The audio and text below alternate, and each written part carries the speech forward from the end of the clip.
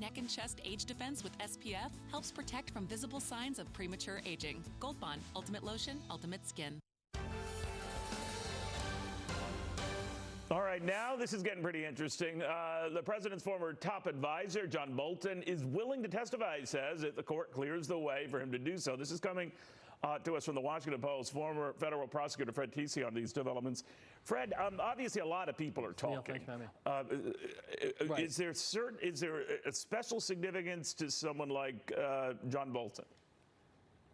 Well, it depends on what he's going to say, right? If he comes in and says, I was there, right? If I was there and nothing like this happened, then the impeachment proceedings are kind of DOA. If he comes in and says, oh, this happened, the next thing you know, all these people who couldn't stand him when he got appointed, were delighted when he left, are all going to be singing his praises. So we'll see what happens. You know, from testimony of others, we learn, sporadically within their testimony that he was concerned. He was concerned about the Giuliani involvement. He was concerned about a lot of things. Now, whether they're accurate in saying that or remembering it correctly or even telling the truth, then he would echo that in his own testimony. If that is the case, then what?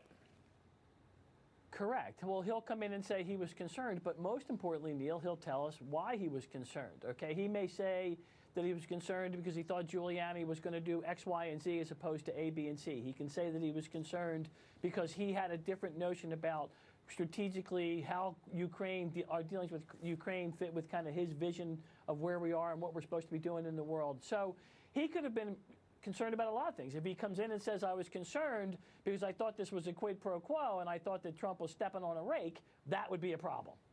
You know, well, I have you, Fred, and you're always very patient with my idiotic legal questions, but the one thing that always occurs to me is the issue of quid pro, right?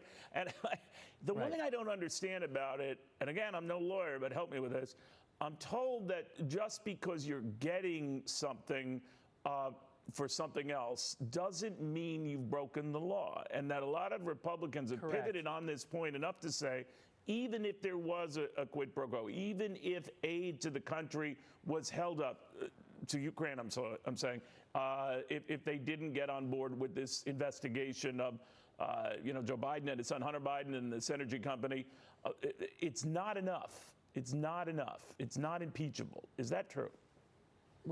Well, yes, it is true for a couple of different reasons. First of all, like one of the first things they teach in law school, Neil, on the first day about contracts is they say prior duty is no consideration, which means that if you were supposed to do something, the fact that I paid you more money to do it and then didn't pay you isn't enough. So the fact that the government was able to kind of push for this investigation, it was a legitimate push, and there was legitimate reasons for doing it, even if they ultimately tied it to aid, which they weren't obligated to give in the first place, it may not be illegal. It may smell bad. It may give people who hate the president just another reason to hate him, but legally it may not be sufficient. I mean, there has to be more. A real quid pro quo has to be, look, you're not entitled to this, and we're not going to give it to you. Actually, you are entitled to this, but we're not going to give it to you unless you do X, Y, and Z. That would be a problem. Interesting. All right, I understand that. I think, Fred, it's always a pleasure. Thank you. Hey, thanks for having me on. All right, Fred Tecce on all of this. Meanwhile, Kamala Harris is introducing a plan to extend the school day by 3 hours. That should work out just fine.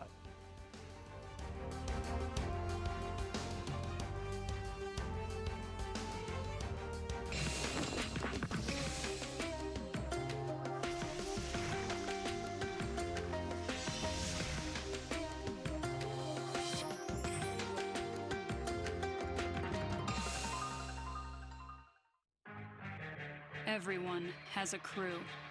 A stone cold, never blink, walk in slow motion crew.